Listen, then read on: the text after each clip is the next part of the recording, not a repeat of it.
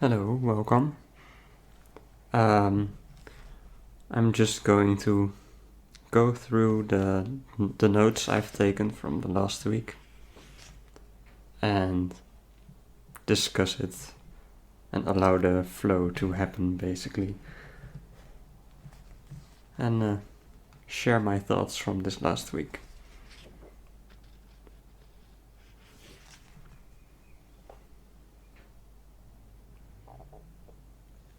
So I noticed all the thoughts that go around in your head.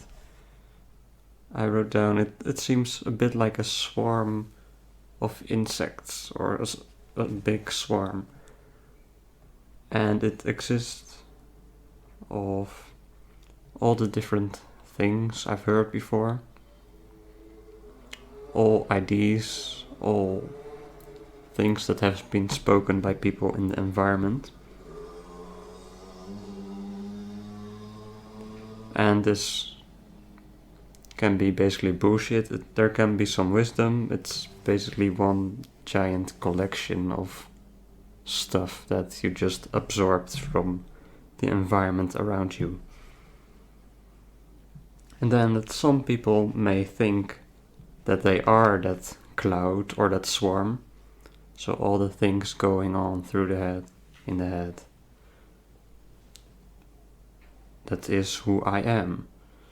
That is that thought that comes by, that is my opinion, that is who I am. And other people, they may be aware of the difference between their thoughts and themselves, but may still think that they are the thinker themselves.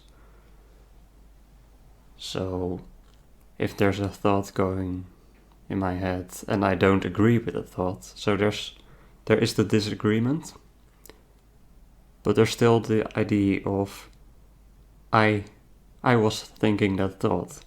That was so bad of me to be thinking like that. And then I suppose this is the highest level of awareness. And that is that you realize that the thinker is the thinker. So you have a brain, you have all these ideas in your head, but they're not yours. They just live in there. They came in. They have been absorbed. But it is not you. So the thoughts are just clouds, farts perhaps, produced by the thinker, which is also based on everything you've learned or picked up from your environment. And it is not you. So they realize, okay, thoughts are just product of the thought maker, and I am just me.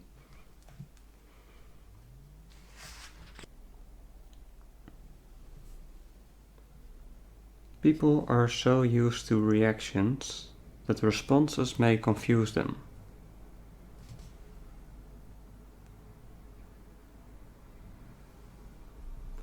Yeah, this is something that I like to do from time to time.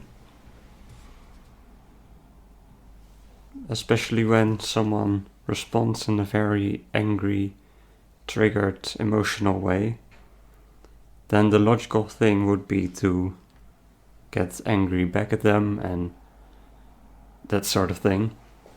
But sometimes it can be funny to just take that in and notice, oh, that person is upset, and to then respond in a very aware way and in a way that may be completely unexpected to them. So something, oh, thank you for your kindness, or thank you for taking the time to write this, or something like that. Well, it is obviously a very mean comment perhaps, or not even with the intention to be mean, but just coming from a place of frustration. And what you see is that either people just don't respond to that, whereas if you were to feed into it by responding or reacting in the same kind of way, they'll be reacting back, and it will be going back and forward of mean comments and stuff. But if you choose your reaction, often they either won't respond at all, or you will see that sometimes they respond and, oh, sorry, I didn't mean it like that. I'm sorry, I was a bit rude, and they come back at you in a more kind way as well.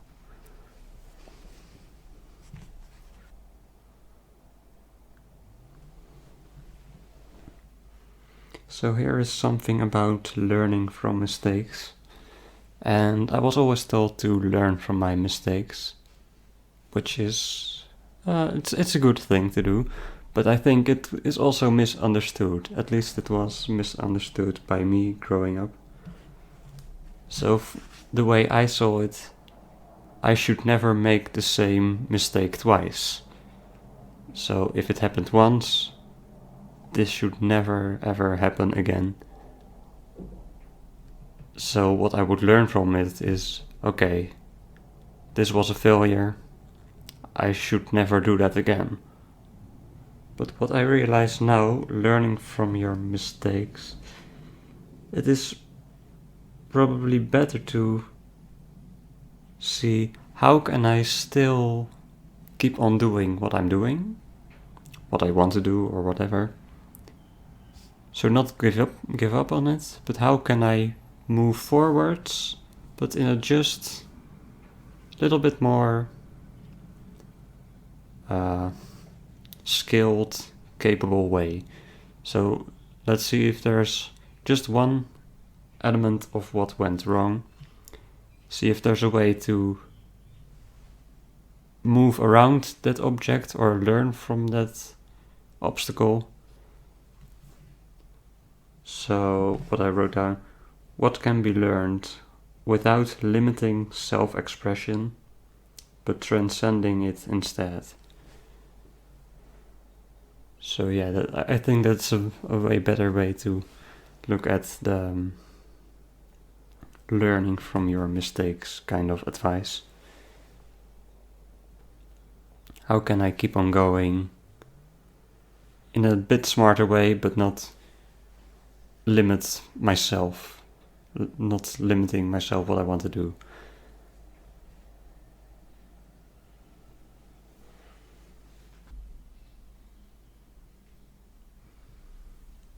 Suffering happens in imagination, not in reality. Yeah, that's a recurring thing for me, I guess.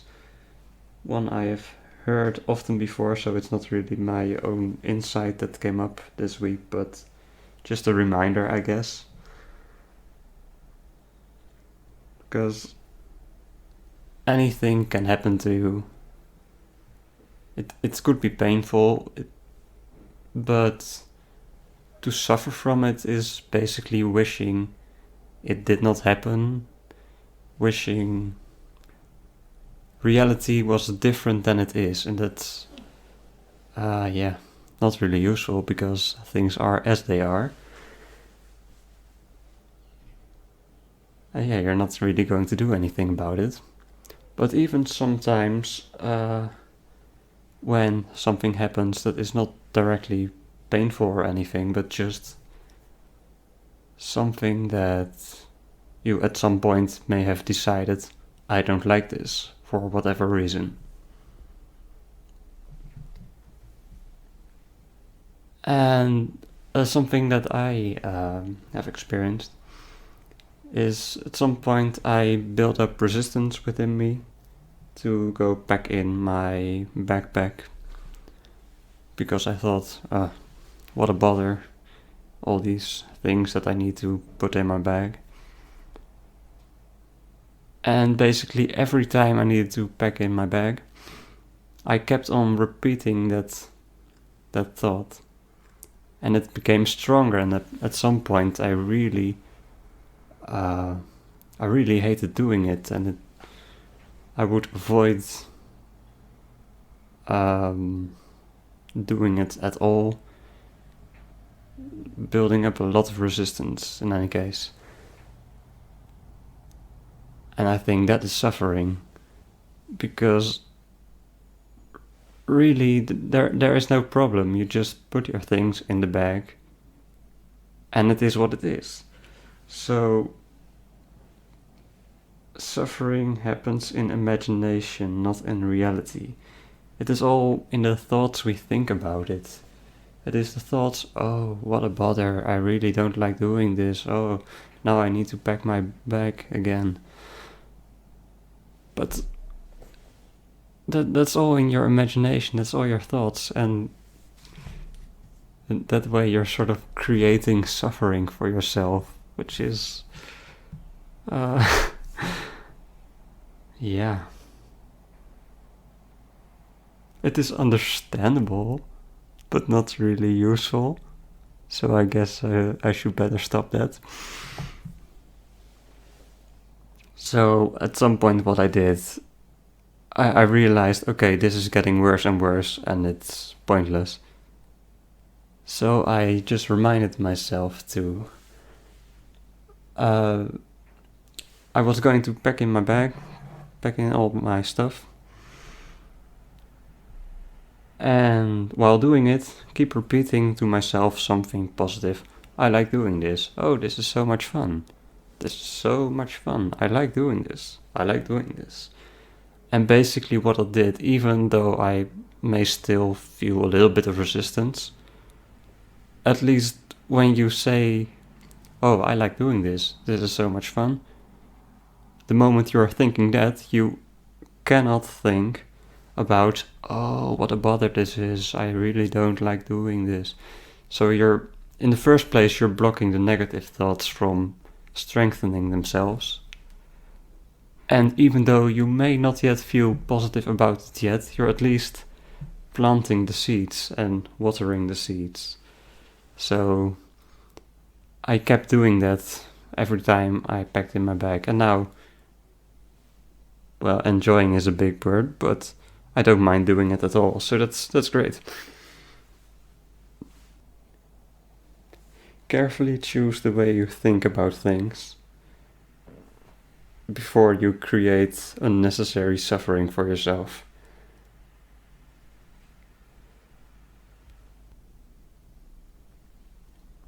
Oh, this was a nice quote from someone. Don't wait for the perfect moment. Take the moment and make it perfect.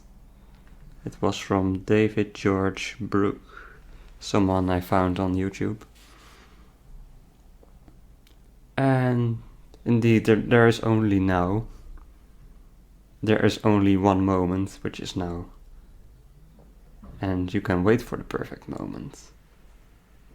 And sometimes there can be better moments to do something and less ideal moments, I guess.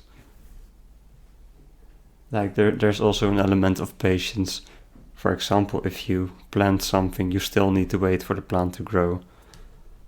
And sometimes saying something to someone who is very busy or whatever can be just at the wrong moment. But especially also the part, take the moment and make it perfect. I really like that part of it. So you can just see the moment as it is right now, which is perhaps not a perfect moment as it feels, but you can then look at, okay, what is wrong at this moment, what is lacking, and what do I need to do to make this moment perfect. Sometimes I'm just too tired to do something, and yeah, this is not the right moment to do it because I'm so tired and whatever. But then take the moment and make it perfect. That could also mean, okay, you know what? Maybe I'll take some rest right now. And then the moment will be perfect.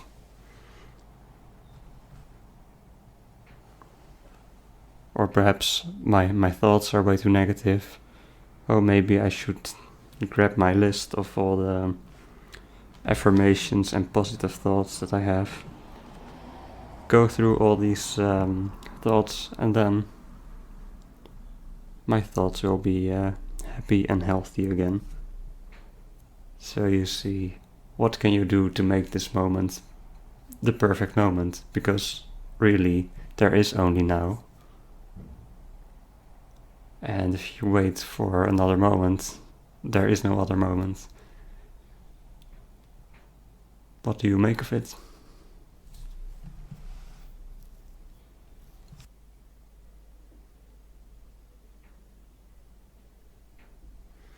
Yeah, there's a lot of quotes right here that I took from an interview.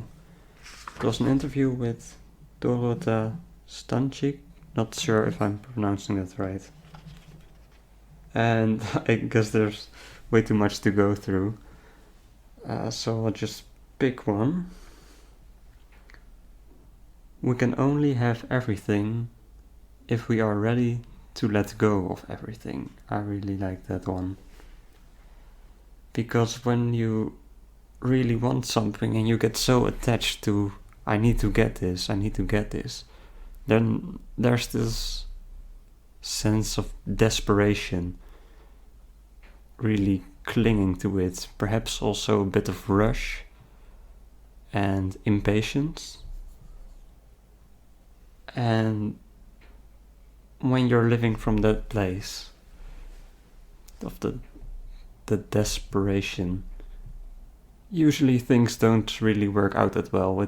It's just like you're trying to grab a piece of soap and it just slips out of your hand and everything goes wrong, and what you're looking for is always just out of reach, just around the next corner, always moving away.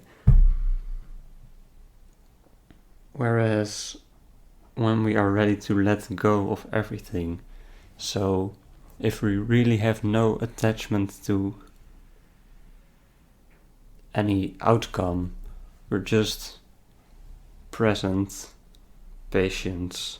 I'm just doing what I'm doing what I can, and I completely let go of any expectation or anything. Then you could just take it easy, do what you need to do the things right, because you're really just present in the moment. No rush to get anywhere fast. And then things tend to work out way better. And then sometimes things just even come your way without even expecting it.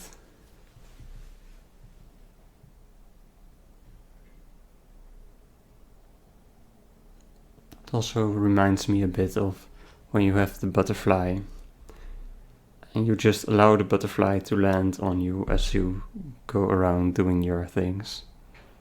Whereas if you try to reach for the butterfly, it is not very likely that it will go and sit on you. It will just fly away.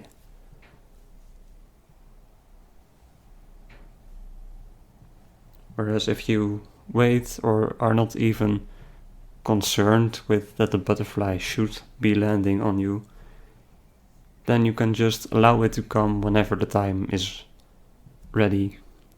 If it wants to come at all. If not, okay. If it comes, okay, that's cool as well. But then you just allow it to happen.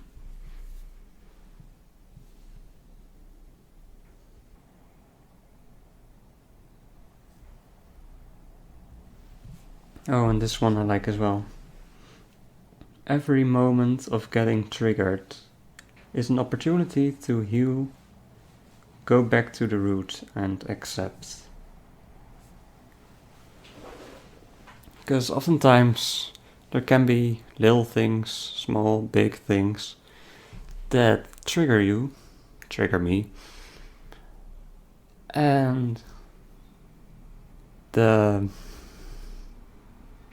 the most likely thing to do is to just go on with life, become very annoyed, and go on while being annoyed, getting more annoyed in the process. And basically you don't solve anything. Perhaps things will get worse or something. But the ideal thing to do would be, I guess, to just take a step back. Hey, I noticed something in me is getting triggered.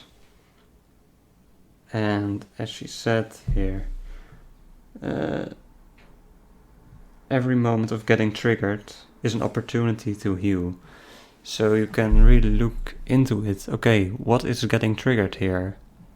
Why am I getting triggered? Perhaps feeling that sensation and exploring a little bit, being kind towards yourself for it, and see if there is something to learn from it, something about yourself that you have rejected but may still need to accept about yourself. Because oftentimes when something triggers us in someone else, or we judge something in someone else, that means that is also something we judge within ourselves, something that we don't like about ourselves, have rejected within ourselves. So looking at other people can be a very good way to check what's going on inside of yourself, what part is hurt.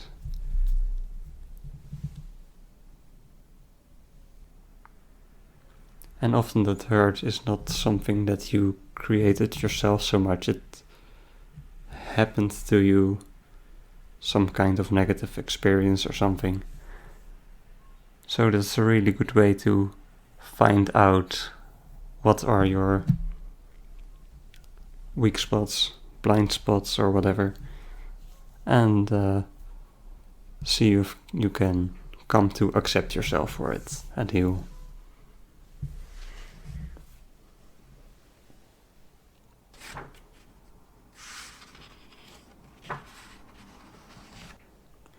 Oh, also this one. This is one of my own observations based on all other kinds of interviews and stuff I watched. But in every interaction, whether it's with computers, AI, animal, humans, etc., choose to be like a caring parent, and then also knowing the 3 basic things everyone wants. So we all want to be happy. We all have the ability to make others happy. We all want to love and be loved. And I think those 3 points are really a good thing to keep in mind in every interaction. Because sometimes we may get annoyed, get triggered, whatever, and then we react out of that pain, out of that hurt, whether it's in the mean YouTube comments or in other interactions when if you get triggered or someone else gets triggered. Just knowing that they don't want to be mean, but they're probably hurt, and we all just want to be happy. We all want to love and be loved. So keeping that in mind can really help to not react getting triggered, and just take some time to respond. What is the way to respond that shows that I recognize that the other person wants to be happy as well, that the other person wants to be loved and feel loved as well. So that allows you to just respond from a place of love.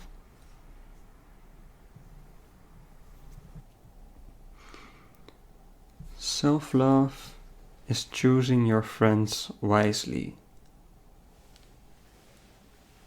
Yes, there is this You may perhaps know it already, but it's saying you are the average of the 5 people you spend the most time with.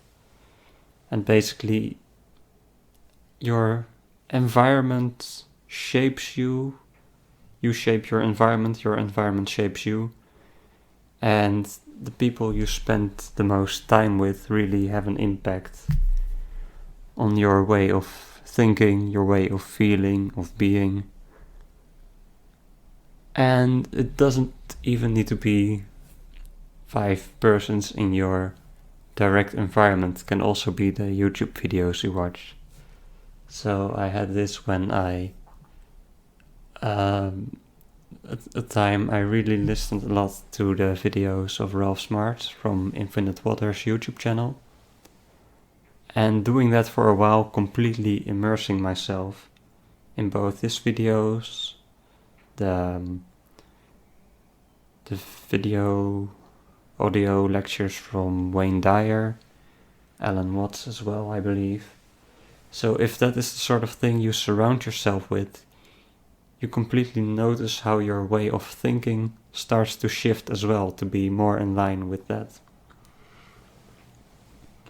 And at the high school, there were just a lot of kids who had some difficulty, I guess. They were really, very judgmental, a bit funny, but also negative, a bit, not looking back at it, it wasn't really that great. And if you spend every day with those people, you become just like them. And I noticed how I also judged other people in my environment a little bit, just like my friends were doing. I remember sort of teasing, bullying my sister a little bit, which I really didn't like that it happened. It wasn't that bad, I guess, but it definitely wasn't nice. But yeah, you just get shaped by the people you surround yourself with. And it is not always a choice so much, because at school you're there, they are there. And that's it. You become like the school you're in.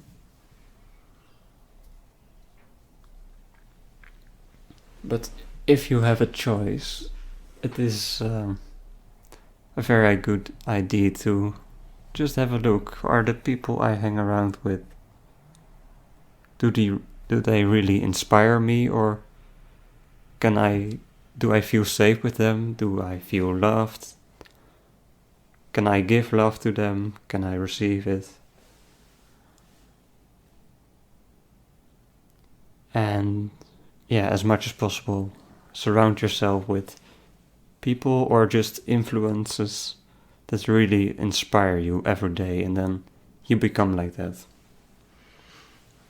So self-love is choosing your friends wisely. Indeed, if you love yourself, or the greatest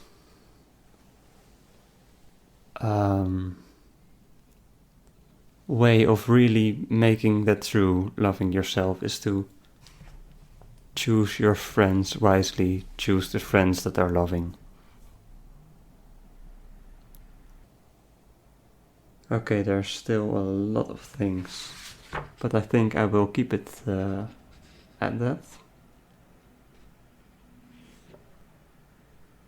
So that was fun to try out, I guess.